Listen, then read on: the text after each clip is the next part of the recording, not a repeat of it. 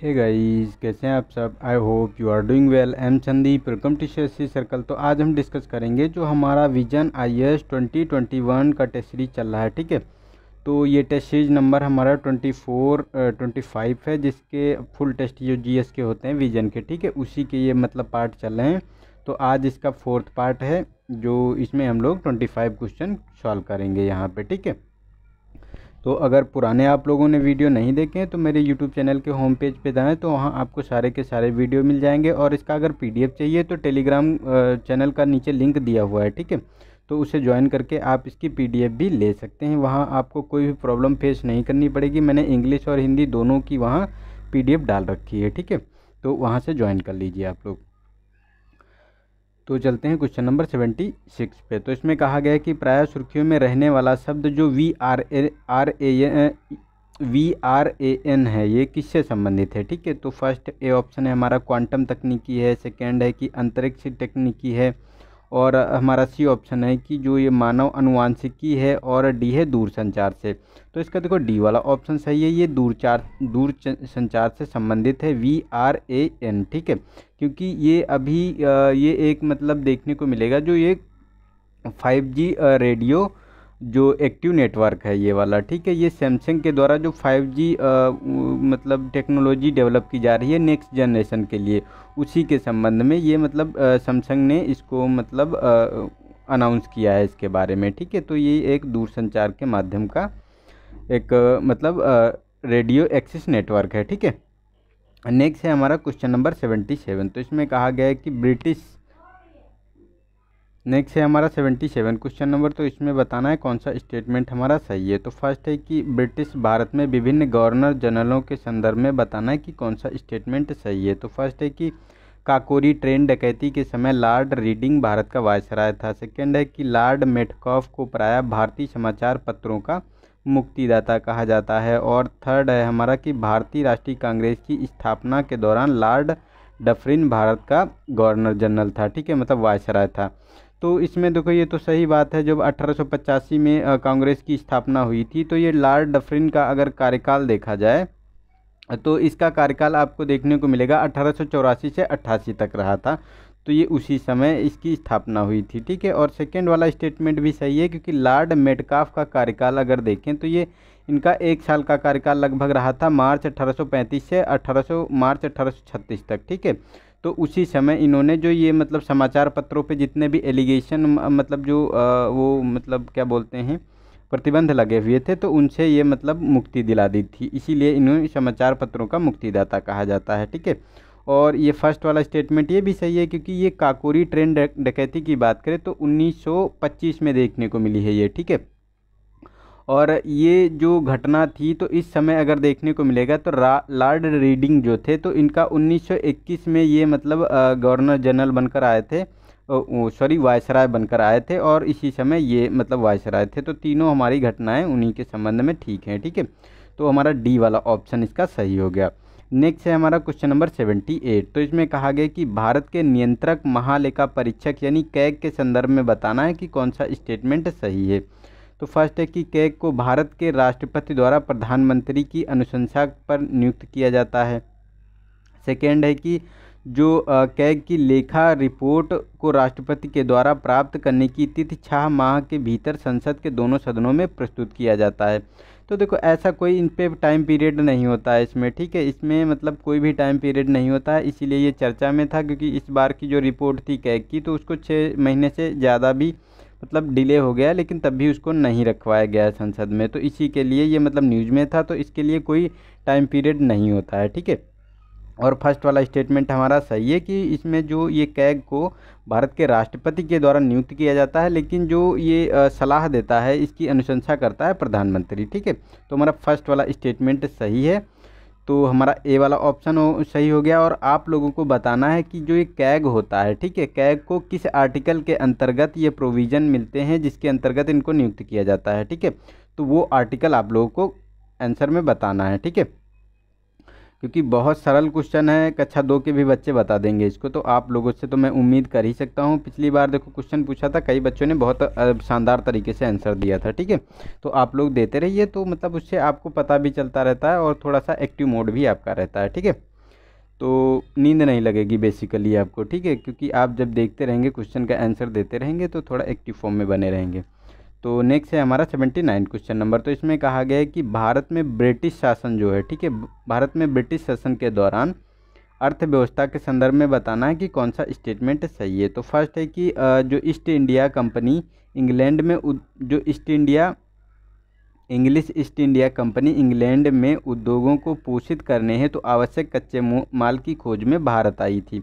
Second है कि 19वीं शताब्दी के उत्तरार्ध में भारतीय कृषि का व्यवसायीकरण हो गया था। और थर्ड है कि अंग्रेज़ों की जो आर्थिक नीतियों की जो प्रतिक्रिया के स्वरूप में सर्वप्रथम जवाहरलाल नेहरू ने अपनी पुस्तक भारत की खोज में आर्थिक निष्कासन का सिद्धांत प्रस्तुत किया था। तो देखो ये गलत है, जवाहरलाल नेहरू ने ऐसा सबसे पहले नहीं प्रस्तुत किया था। इसमें अगर बात करें तो दादा भाई नौरोजी ने poverty and un British rule in India में, ठीक है, ये मतलब उजागर किया था कि हमारे देश से धन का मतलब धन जो है ये अंग्रेज लूट लूट कर ले जा रहे हैं और उसके एवज में हमको कोई मतलब फ़ायदा भी नहीं हो रहा है इंडिया को। तो उसके लिए उन्होंने पहले दिया था। उसके बाद आर.सी. दत्त और गोपाल कृष्ण गोखले, तो ये लोगों ने भी इसमें तर्क दिए हैं इस पर, ठीक है। लेकिन जवाहरलाल नेहरू के ने इसमें संबंध में ऐसा कुछ नहीं इन्होंने बोला था, ठीक है, पहले ऐसा कुछ नहीं बोला था, बाद में इन्होंने भी थोड़ा बहुत बोला था। सेकेंड है हमारा ये वाला स्टेटमेंट, तो ये भी हमारा सही है क्योंकि नहीं, थर्ड वाला गलत हो गया। सेकेंड वाला की अगर बात करें तो इन 19वीं सदी में इसका व्यवसायीकरण हो गया था, तो ये तो हमारा सही स्टेटमेंट है क्योंकि उस समय जो है जो जैसे नील की खेती है या मतलब जिसमें ज़्यादा फ़ायदा होता था, ठीक है, तो अंग्रेज़ उसी कृषि को उगाने के लिए प्रोत्साहित करते थे लोगों को, ठीक है। तो ये तो हमारा सही है, लेकिन फर्स्ट वाला हमारा गलत है क्योंकि ये पहले जब आए थे तो ये व्यापार की नीयत से आए थे, व्यापार करने आए थे, लेकिन बाद में धीरे धीरे चलते इन्होंने अपना उपनिवेश बना लिया भारत को और फिर उसे कच्चे माल की तरह देखने लगे थे। तो हमारा पहला जो इनका था तो ये हमारा गलत हो गया स्टेटमेंट।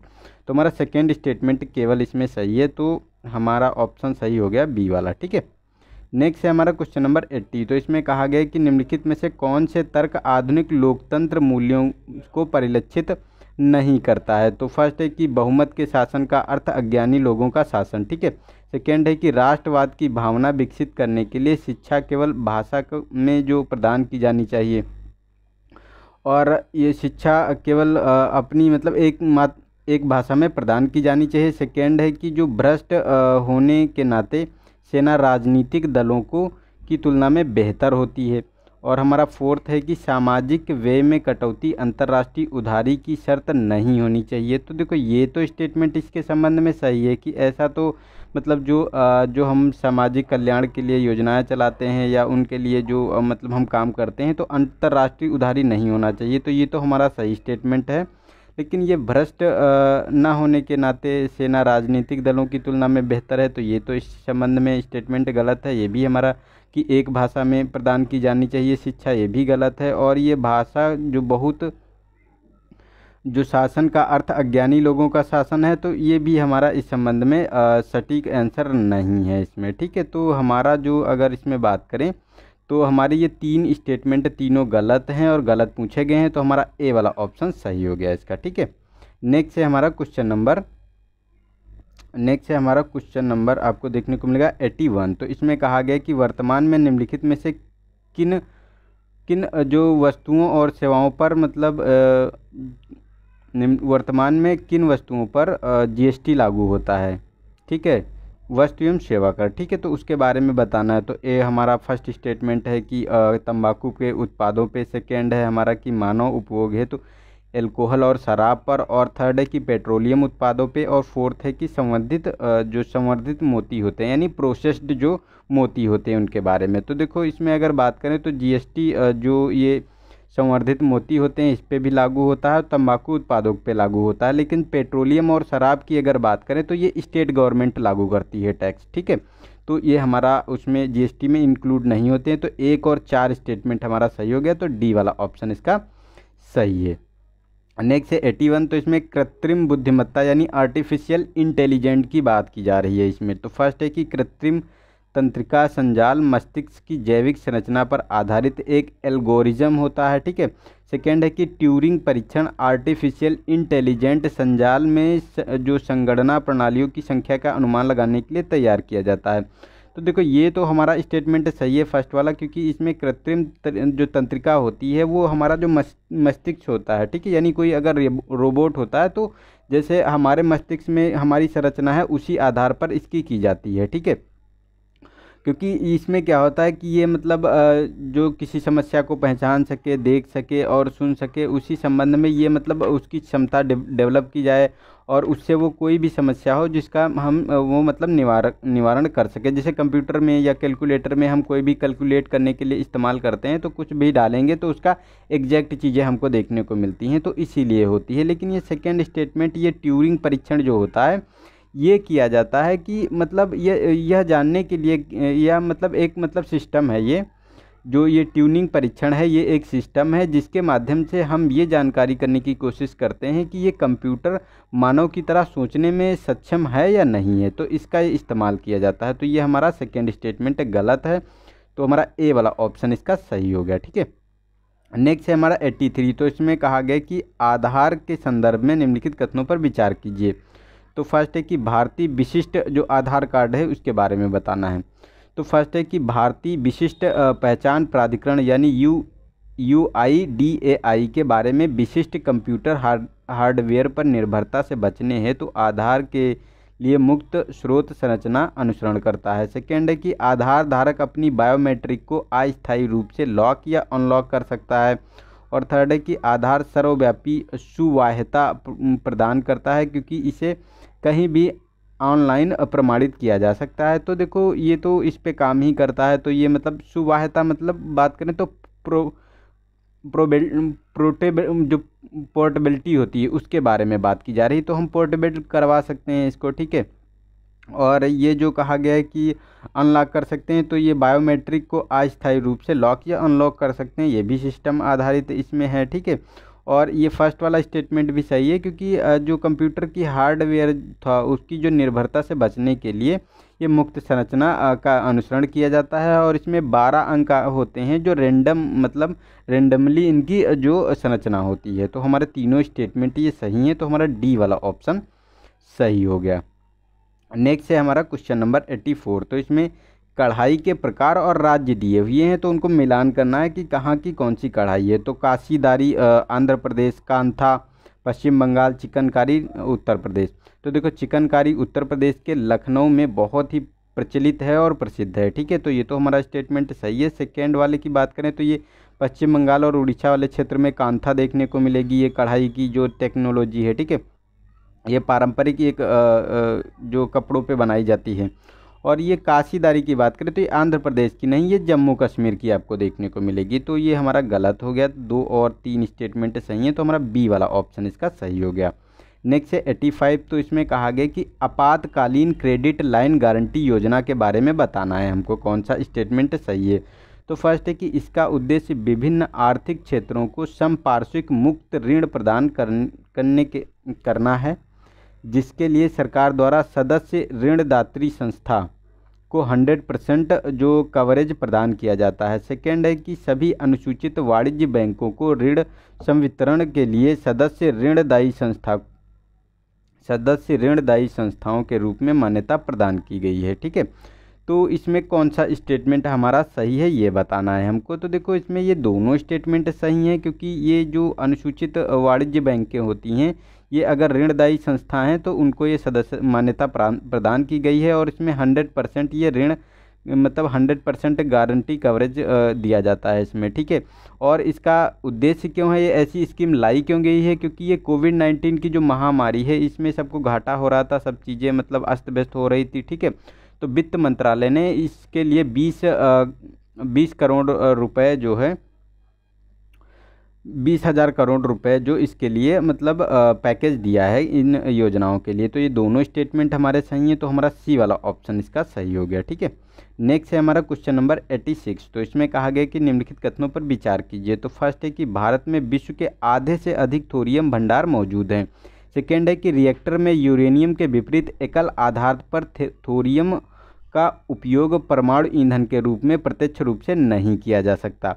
तो ये तो सही है, क्योंकि हमारे यहाँ जो ये थोरियम होता है, थोरियम 232 होता है, उसको हम क्या करते हैं कि यूरेनियम 233 में कन्वर्ट करते हैं, उसके बाद उसका इस्तेमाल करते हैं। क्योंकि यूरेनियम हमारे यहाँ ज़्यादा पाया नहीं जाता है, तो थोरियम बहुत ह्यूज मात्रा में पाया जाता है। तो इसीलिए मतलब दूसरे देशों से यूरेनियम की निर्भरता के लिए निर्भरता को हटाने के लिए हम ये इसका थोरियम का इस्तेमाल करते हैं। और थोरियम के अगर विश्व के भंडार की बात करें तो थोरियम के जो भारत में भंडार पाए जाते हैं ये आधे से अधिक नहीं है, ये लगभग 25 से 30% भंडार विश्व के पाए जाते हैं यहाँ पे इंडिया में मिलते हैं। जो ये मतलब हमारा साउथ वाला पार्ट है, यहाँ पे आपको देखने को मिलेगा, ये मतलब इसका ह्यूज मात्रा में इसके भंडार हैं। ठीक है, तो ये हमारे जो सेकेंड वाला स्टेटमेंट सही हो गया, फर्स्ट हमारा गलत है इसका। ठीक है, नेक्स्ट है 87। तो इसमें रसिक प्रिय चित्रकला की श्रृंखला जिसकी विशेषता समृद्ध और चमकदार रंग, सुनहरे रंग में उगता सूर्य और सिंदूरी लाल क्षितिज और कृष्णा और उसकी कहानियों का जो चित्र है, मतलब कहानी जो कृष्णा की कहानियों का चित्रण है, या निम्नलिखित में से किस चित्रकला शैली की विशेषता है। तो ये बताना है कि मतलब ऐसा किस चित्रकला में होता है। तो कोटा है ए ऑप्शन, BMR मेवाड़ है, बूंदी है और किशनगढ़ी है। तो इसमें बात करें तो ये जो बूंदी चित्रकला शैली है, ठीक है, उसके बारे में बताया जाता है। उसमें जो कृष्ण की कहानियाँ और उनका चित्रण किया जाता है। और इसमें जो रसिक प्रिया चित्रकला की श्रृंखला होती है, इसमें जो समृद्ध चमकदार रंग और सुनहरे और सूर्य उगता हुआ सूर्य और जो सिंदूरी लाल क्षितिज आदि चीज़ों का चित्रण किया जाता है। ठीक है, नेक्स्ट है हमारा 88। तो इसमें बताना है कि कौन सा स्टेटमेंट हमारा सही है। ये मतलब किसके बारे में बात की जा रही है, कैसे पादपों के बारे में। तो फर्स्ट है कि पत्तियों की सतह पर मोटी उपत्वचा होती है, रंध्र दिन के समय बंद रहते हैं, प्रकाश संश्लेषण का कार्य चपटे तने द्वारा किया जाता है। ठीक है, तो ये फर्स्ट है कि मरुस्थली है, ये मतलब वनस्पति है, या फिर उष्णकटिबंधीय वर्षावन है, पर्णपाती हैं या तटवर्ती हैं। तो इसमें देखो ए वाला ऑप्शन है, क्योंकि ये मरुस्थली वनस्पति की विशेषता है। वहाँ जो आपको देखने को मिलेगा जो प्रकाश संश्लेषण होता है, तो वहाँ की वनस्पति में तना जो होता है वो मांसल होता है, तो उसी के द्वारा प्रकाश संश्लेषण किया जाता है। और रंध्र दिन में बंद रहते हैं, क्योंकि वहाँ का जो टेम्परेचर दिन में बहुत ज़्यादा रहता है, तो इसलिए बंद रहते हैं ताकि वाटर का लॉसेस कम से कम हो। ठीक है, और रात में खुलते हैं और पत्तियों की सतह मोटी होती है वहाँ पे। ठीक है, क्योंकि ये लोग पानी जितना होता है उसको एब्जॉर्ब करके रखते हैं अपने में कंज्यूम, और ऊपर मोम जैसी परत भी पाई जाती है। ठीक है, इसमें तो ये हमारा मरुस्थली प्रकृति की जो ये विशेषताएं हैं। नेक्स्ट है हमारा 89। तो उत्तराखंड में जो पिथौरागढ़ है, ठीक है, उसी के बागेर और चमोली ज़िले में कुछ भागों में 12,000 फीट या उससे अधिक ऊंचाई पर पाया जाता है ओपियोकोड्रीसेप्स साइनेसिस, जिसे स्थानीय तौर पर कीड़ा जड़ी या फिर यार सा गुम्बा के नाम से जाना जाता है। लोकप्रिय रूप में हिमालय वियाग्रा के नाम से भी जाना जाता है, या अत्यधिक मूल्यवान है और इसे व्यावसायिक रूप से 20 लाख रुपए प्रति किलोग्राम के मूल्य पर बेचा जाता है। ठीक है, तो ये किसके बारे में बात की जा रही है, किस किंगडम के अंतर्गत ये आता है। तो मोनोरा है, फंजाई है, प्रोटिस्टा है और प्लांटी है। ठीक है, तो ये देखो ये एक फंजाई प्रकार का ये पादप होता है। ठीक है, उसी के बारे में बात की जा रही है। ये बहुत महंगा होता है, क्योंकि अभी इसकी जो देखने को मिलेगा, इसकी जो कैटेगरी थी जो ये बताया जा रहा है ओपियोकोर्डिसेप्स साइनेसिस के बारे में, तो जिसको कीड़ा जड़ी पाया जाता है, ये सिक्किम वाला जो क्षेत्र है, नहीं पिथौरागढ़ चमोली जो मतलब उत्तराखंड वाला क्षेत्र है, वहाँ पे ये पाया जाता है। और इसमें देखने को मिलेगा जो ये मतलब विश्व का सबसे महंगा कवक है ये। तो इसका क्या किया गया, ये बहुत तेज़ी से घट रहा था, तो IUCN की जो रेड लिस्ट थी, पहले इसको थ्रीटन के रूप में इसको मतलब रेड लिस्ट में था, लेकिन अभी इसको सुभेद यानी वल्नरेबल कैटेगरी में इसे इंक्लूड किया गया है। तो ये बहुत ज़्यादा न्यूज़ में था, क्योंकि 20 लाख रुपए प्रति किलो बिकता है, तो ये बहुत महंगा है। तो ये न्यूज़ में है, तो ऐसी चीज़ें थोड़ा सा याद रखिएगा। तो हमारा इसका बी वाला ऑप्शन सही हो गया। ठीक है, नेक्स्ट है हमारा क्वेश्चन नंबर 90। तो इसमें कहा गया कि ग्लोबल ट्रेंड्स रिपोर्ट के बारे में कि कौन प्रकाशित करता है, तो स्वस्थ संगठन या संयुक्त राष्ट्र व्यापार सम्मेलन, विश्व आर्थिक मंच या संयुक्त राष्ट्र शरणार्थी उच्चायुक्त। तो इसका डी वाला ऑप्शन सही है, क्योंकि जो ये संयुक्त राष्ट्र शरणार्थी संघ यानी UNHCR के द्वारा इसको प्रकाशित किया जाता है। और इसमें अभी देखा गया है कि 100 मिलियन से भी अधिक लोग बेघर हो गए हैं, जो अपने घरों से बेघर हो गए हैं, और उसमें 40% बच्चे देखे जा रहे हैं। ठीक है, तो ये न्यूज़ में था, रिपोर्ट आई थी इसमें। ठीक है, नेक्स्ट है हमारा 91। तो इसमें कहा गया है कि किसी सदन के सदस्य की अनुपस्थिति के संदर्भ में बताना है कि कौन सा स्टेटमेंट सही है। तो फर्स्ट है कि यदि यदि सदस्य 60 दिन की अवधि तक सदन की अनुज्ञा के बिना उसके सभी अधिवेशनों में अनुपस्थित रहता है तो उसका स्थान रिक्त घोषित किया जाएगा। सेकेंड है कि इसमें कहा गया है कि जो स्थायी सदन है, स्थायी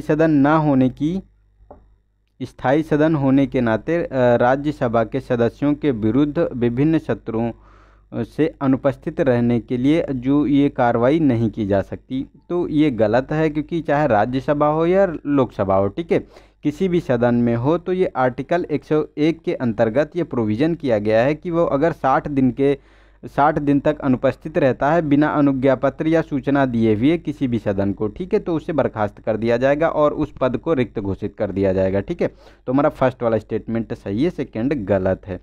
नेक्स्ट है हमारा 12 क्वेश्चन नंबर। तो इसमें कहा गया है कि यह पुष्पी पादप की एक प्रजाति है, यह दक्षिण अमेरिका का देशज पौधा है, यह कई प्रकार के एल्केलाइड्स उत्पन्न करता है और यह छाल में कुनैन होती है, मतलब इसके छाल में कुनैन होती है, जो मलेरिया का उपचार करने के लिए उपयोग की जाने वाली दवा है। इसमें किनीडाइन भी होता है, जो हृदय की धड़कन महसूस होने यानी पल्सिटेशन का उपचार करने के लिए भी उपयोग की जाने वाली दवा है। तो ये किसके बारे में, किस पौधे के बारे में बात की जा रही है? तो फर्स्ट है कि रासबेरी है, ओक है, बिली विलो का पेड़ा है या फिर सिनकोना है। ठीक है, तो ये सिनकोना के बारे में बात की जा रही है, इसी से मलेरिया की दवा बनाई जाती है। ठीक है, नेक्स्ट है हमारा 93। तो इसमें कहा गया कि सकल मूल्य वर्धित यानी जीवीए का आकलन करते समय निम्नलिखित में से किन्हें उत्पादन कर या सब्सिडी के रूप में वर्गीकृत किया जाता है? तो भू राजस्व है, निर्यात शुल्क है और उर्वरक सब्सिडी है। तो इसका देखो ए वाला फर्स्ट वाला स्टेटमेंट सही है, क्योंकि भू राजस्व को इसमें इंक्लूड किया जाता है, लेकिन निर्यात सब्सिडी और उर्वरक सब्सिडी को इसमें नहीं इंक्लूड किया जाता है। तो हमारा फर्स्ट स्टेटमेंट सही है, तो सी वाला ऑप्शन सही हो गया इसका। ठीक है, नेक्स्ट है हमारा 94। तो इसमें कहा गया कि निम्नलिखित कथनों पर विचार करना है, कौन सा स्टेटमेंट हमारा सही है। ठीक है, तो इसमें अगर बात करें तो फर्स्ट है कि संसद के पास जन प्रतिनिधित्व अधिनियम 1951 के अंतर्गत भारत में राजनीतिक दलों को राष्ट्रीय दल का दर्जा की शक्ति है। और सेकेंड है कि एक बार राष्ट्रीय या राज्य स्तरीय दल के रूप में मान्यता प्राप्त होने के पश्चात एक राजनीतिक दल अगले चुनावों में अपने प्रदर्शन के निरपेक्ष उस दर्जे को बनाए रखता है। और थर्ड है कि हाल ही में यूनाइटेड डेमोक्रेटिक पार्टी मेघालय को यह दर्जा प्रदान किया गया है और वह मतलब प्रथम पूर्वी राजनीतिक दल है। तो ये देखो ये गलत है, अभी 8वां मतलब दल एक ये मतलब उत्तर पूर्वी राजनीतिक दल जो है वो पहली पार्टी बनी है जो PPI, ठीक है, यानी जो बात करें जो पीपल्स मतलब उसका नाम है जो नेशनल पीपल्स पार्टी, ठीक है, तो ये 8वां दो राष्ट्रीय दल बना है जो नॉर्थ ईस्ट का पहला है। ठीक है, तो ये इम्पोर्टेंट है, तो ये हमारा सही नहीं है स्टेटमेंट। ठीक है, सेकेंड वाला सही है, क्योंकि अगर एक किसी राष्ट्रीय दल जो राज्य का दल है, राज्य स्तरीय दल है, उसे अगर राष्ट्रीय दर्जा प्राप्त हो गया तो उसका स्टेटस छीना नहीं जाएगा, भले ही वो उतनी परफॉर्म ना कर पाए। ठीक है, तो ये हमारा सही है स्टेटमेंट। और फर्स्ट वाला गलत है, क्योंकि इसको जो ये दर्जा प्रदान किया जाता है राष्ट्रीय राजनीतिक दलों को, इसको निर्वाचन प्रतीक आरक्षण और ये आवंटन आदेश 1968 का है। ठीक है, उसके अंतर्गत ये दर्जा प्रदान किया जाता है। तो हमारा ये फर्स्ट वाला स्टेटमेंट भी गलत हो गया इसमें। तो हमारा सेकेंड स्टेटमेंट सही है, तो हमारा सी वाला ऑप्शन सही हो गया इसका। ठीक है, नेक्स्ट है हमारा 95। तो इसमें बताना है कौन सा स्टेटमेंट सही है। तो फर्स्ट है कि अनिवार्य अनुज्ञप्ति के संदर्भ में बताना है कि कौन सा स्टेटमेंट सही है। तो फर्स्ट है कि यह पेटेंट स्वामी की अनुज्ञा के बिना पेटेंट से हुई प्रौद्योगिकी का उपयोग कर किसी विशेष उत्पाद को बनाने या बेचने के लिए तृतीय पक्ष को दिया जाता है। ठीक है, और सेकेंड है कि ट्रिप्स समझौता अनिवार्य अनुज्ञप्तियों के उपयोग की अनुमति देता है। तो ये देखो दोनों स्टेटमेंट सही है। और इसमें जो ये ट्रिप्स का जो आर्टिकल 31 है, ठीक है, उसी के अंतर्गत ये प्रोविज़न है। और 1970 में इंडिया ने भी ये मतलब अनुज्ञप्ति पत्र का उपयोग करने के लिए अनुमति दी थी, ठीक है। तो ये दोनों स्टेटमेंट सही है, तो हमारा सी वाला ऑप्शन सही हो गया इसका। नेक्स्ट है 96। तो इसमें कहा गया है कि प्रायः सुर्खियों में रहने वाला दोहरी तुलन पत्र समस्या निम्नलिखित में से किसका वर्णन सही करता है। तो फर्स्ट है कि यह विभिन्न किसान ऋण माफी योजनाओं के कारण सार्वजनिक ऋण के बैंकों और राज्य सरकारों द्वारा सामना किए जाने वाले घाटे को दर्शाता है। सेकेंड है कि यह केंद्र और राज्य सरकार दोनों का उच्च राजकोषीय घाटा है। और सी है कि सरकारी खर्चों की योजना और गैर योजनागत रूपों में वर्गीकृत समाप्त करने के कारण उत्पन्न होने वाली समस्या है। और डी ऑप्शन है कि हमारा यह भारतीय अर्थव्यवस्था की द्विगुणित समस्या है, जो अत्यधिक ऋण ली हुई कंपनियों के बुरे ऋणों से त्रस्त बैंकों से संबंधित है। तो देखो इसका डी ऑप्शन सही है। ये डबल बैलेंस शीट होती है। तो इसके बारे में अगर हम बात करें तो इसमें क्या होता है, जैसे एक कंपनी है, ठीक है, उसने लोन ले रखा है एक बैंक से, और बैंक क्या करती है, बैंक अपना बैलेंस शीट मैनेज करती है और ये कारपोरेट कंपनी अपना बैलेंस शीट मेंटेन करती है। लेकिन जब ये कंपनी बैंक को ऋण चुकाने से मतलब चूक जाती है, तो इसकी जो बैलेंस शीट बैंक की होती है, जिस बैंक से इसने लोन रखा है, उसकी भी बैलेंस शीट का इस पे जो प्रभाव पड़ता है, इसी को डबल जो बैलेंस शीट दोहरी तुलन पत्र ये जो समस्या इसको कहते हैं, ठीक है। तो आई होप आप लोगों को समझ में आ गया होगा। नहीं समझ में आया हो तो उसे कमेंट बॉक्स में बताना, कल फिर से डिस्कस कर लूँगा मैं, ठीक है। नेक्स्ट है हमारा क्वेश्चन नंबर 97। तो इसमें कहा गया है कि भारत में प्रचलित पुलिस आयुक्त प्रणाली के बारे में बताना है। तो फर्स्ट है कि यह पुलिस अधिनियम 1961 के अंतर्गत 10 लाख से अधिक आबादी वाले शहरों में अधिदेशित की जाती है, ठीक है। सेकेंड है कि यह पुलिस आयुक्त को मजिस्ट्रेट संबंधी शक्तियाँ प्रदान करती है। तो ये तो सही बात है कि पुलिस में जो पुलिस आयुक्त को जो है मजिस्ट्रेट संबंधी शक्तियाँ ये मिल जाती हैं, जहाँ पुलिस कमिश्नरेट लागू होता है, ठीक है। और ये पुलिस कमिश्नरेट अभी जो यूपी में लागू किया गया है, लखनऊ और नोएडा में यूपी के, ठीक है, 2020 में। तो इसीलिए न्यूज़ में था, इसीलिए शायद ये क्वेश्चन दिया गया इसमें है, ठीक है। और इसको जो शक्तियाँ प्राप्त हैं, तो ये पुलिस एक्ट के अंतर्गत, इसमें ये प्रोविज़न पुलिस एक्ट के समय नहीं किया गया था, इसमें संशोधन किया गया था 2005 में। एक समिति बनाई गई थी गृह मंत्रालय के द्वारा, और फिर उसके अंतर्गत पुलिस एक्ट मॉडल में ये सुधार किया गया था। तो हमारा सेकेंड स्टेटमेंट गलत है, ये मतलब मूल इसका सोर्स अलग से इसमें इंक्लूड किया गया है, ठीक है। तो हमारा बी वाला ऑप्शन इसका सही हो गया, ठीक है। नेक्स्ट है हमारा 98 क्वेश्चन नंबर। तो इसमें क्षेत्र दिया हुआ है और देश है। तो अबतरा है, अतबरा है, ये इथोपिया का, सना है इराक, और रक्का है सीरिया का। तो इसमें अगर बात करें तो देखो रक्का ये बात करें तो ये तो सीरिया का जो एक मतलब शहर है, ठीक है। यहाँ पे ISI का जो ISI ग्रुप है, ठीक है, वहाँ इस पर नियंत्रण 4 सालों से इस पर नियंत्रण मतलब इसको अपने कब्जे में कर रखा था, ठीक है। लेकिन अभी इसको मतलब छुड़ा लिया गया वहाँ से सीरिया के द्वारा। तो ये सीरिया का प्रचलित स्थान है, तो इसीलिए ये बहुत ज़्यादा न्यूज़ में है।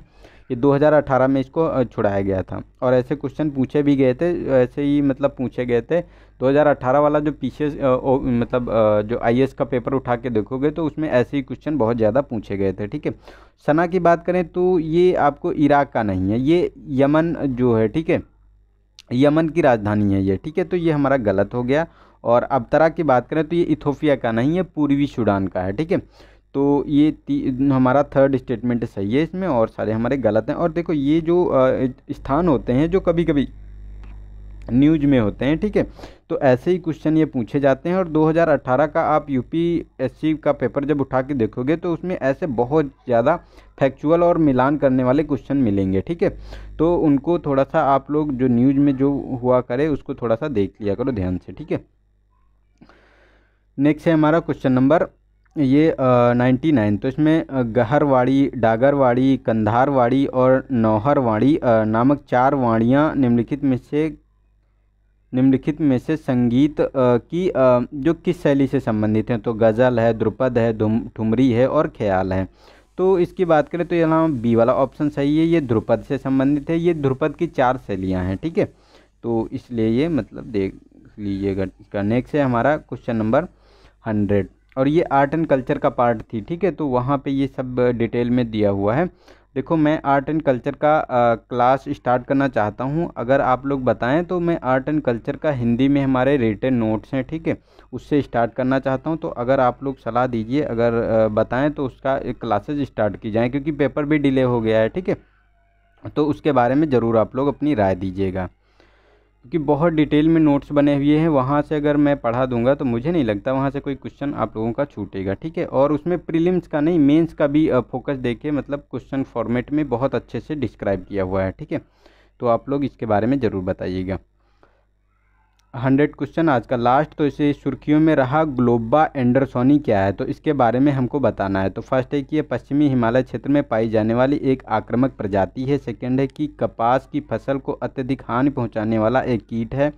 और सी है कि जो ये गंभीर तीव्र श्वसन सिंड्रोम सार्स का कारण एक वीटा वायरस है। और डी है कि तीस्ता नदी घाटी के निकट पाई जाने वाली दुर्लभ और अत्यंत संकटापन्न यानी क्रिटिकली इंडेंजर्ड एक पादप प्रजाति है। तो देखो ये डी ऑप्शन सही है, क्योंकि ये तीस्ता नदी घाटी के पास पाई जाने वाली एक अत्यंत संकटापन्न जो ये फूल की एक जो मतलब प्रजाति है, ठीक है।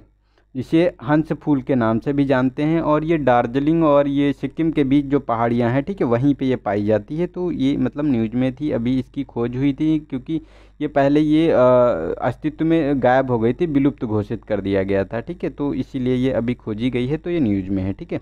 तो हमारा डी वाला ऑप्शन इसका सही हो गया। तो आज के लिए इतना ही, मिलते हैं नेक्स्ट वीडियो में, तब तक के लिए नमस्कार, जय हिंद, जय भारत।